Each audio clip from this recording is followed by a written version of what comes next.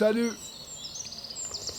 J'espère que vous allez toujours bien et je suis toujours très touché par tous vos messages, vos encouragements. Vraiment, vraiment, ça me touche beaucoup. Je vous remercie. Alors, puisqu'il semble que vous aimez les contes, voici celui d'aujourd'hui. Voyez-vous, il était une fois dans la ville d'Ujjain, le roi Vikram. Le roi Vikram, lui, il aimait bien avec son vizir se déguiser dans des habits méconnaissables, des habits étrangers, et puis son vizir se promenant pieds nus pour de temps en temps aller dans les quartiers de la ville et écouter ce que les gens racontaient à propos du royaume. Comme ça, Vikram pouvait régner en tenant compte des louanges et des remarques que les gens faisaient entre eux dans la rue. Or, ce soir-là, la nuit était déjà tombée, que le roi Vikram et son vizir se retrouvent dans une rue sombre, un peu glauque, avec des maisons de bois et de torchis. Et là, ils entendent des chants, de la flûte, du tambourin, une certaine joie. Et le roi dit à son vizir, mais comment peut-on s'amuser dans un quartier aussi misérable ? Alors il se déplace en écoutant là d'où vient la musique, heurtant des riens, des petits animaux galopants par-ci par-là, et puis ils arrivent près d'une de ces maisons de bois et de torchis, et c'est de là que vient la musique. Alors le roi Vikram, il s'approche, et puis entre deux poutres mal ajustées, il jette un œil. Il est stupéfait. Alors, lui dit le vizir, c'est étonnant, lui dit le roi. Il y a là un vieillard triste qui pleure.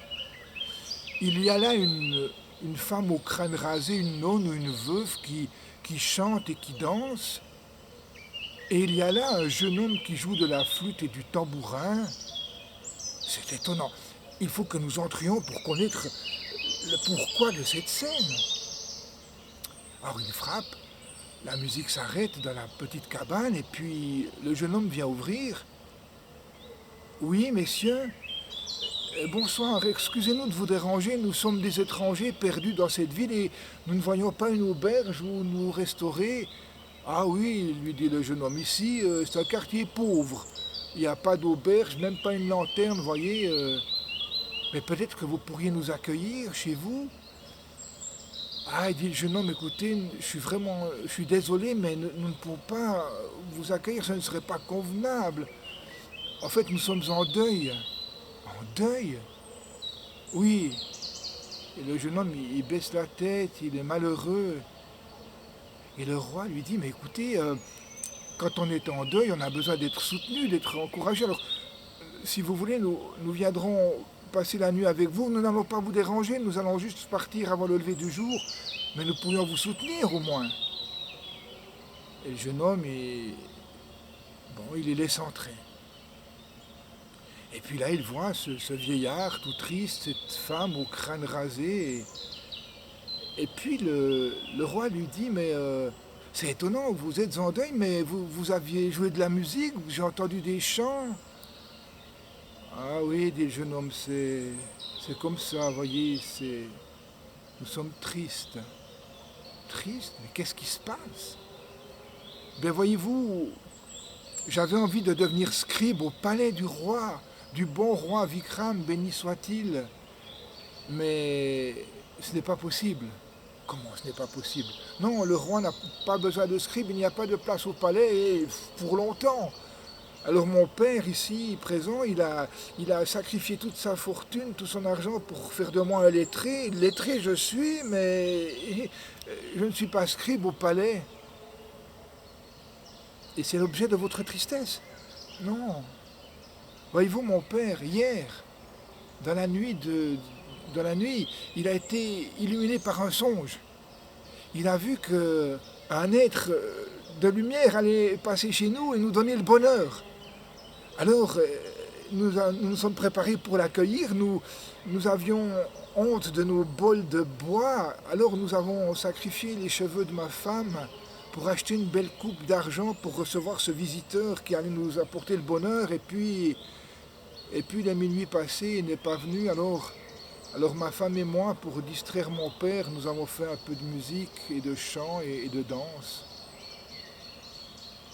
Et là, le roi Vikram, il regarde son vizir et puis il dit, mais jeune homme, mais vous ne savez pas?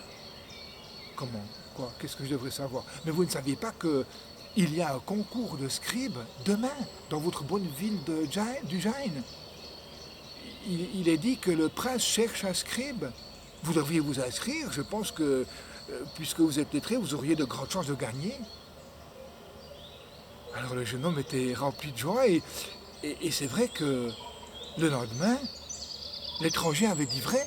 Il y avait un avis à la porte du palais, il y avait un concours de scribes, il y a 100 jeunes qui sont arrivés avec ce jeune homme-là, et il était inscrit, voilà, le titre de la dissertation était le suivant, c'était « Un vieillard pleure, une femme, une nonne au crâne rasé danse et chante, et un jeune homme joue de la flûte et du tambourin, pourquoi ?» C'était le sujet de la dissertation. Il va sans dire que le jeune homme a été le meilleur. C'est lui qui a écrit le texte le plus sensé et le jury a reconnu qu'il avait la plume agile et la manière d'écrire, une manière magnifique. Il a été accueilli par le roi Vikram qu'il n'a pas reconnu et il lui a dit, tu vois jeune homme, je te félicite, tu seras scribe au palais et n'oublie pas que sur le mont de la nuit naît la source du jour. Et le jeune homme s'inclina. Aussi vrai que je vous le dis, mon conte est dit. Prenez bien soin de vous et de ceux que vous aimez et passez une très belle journée.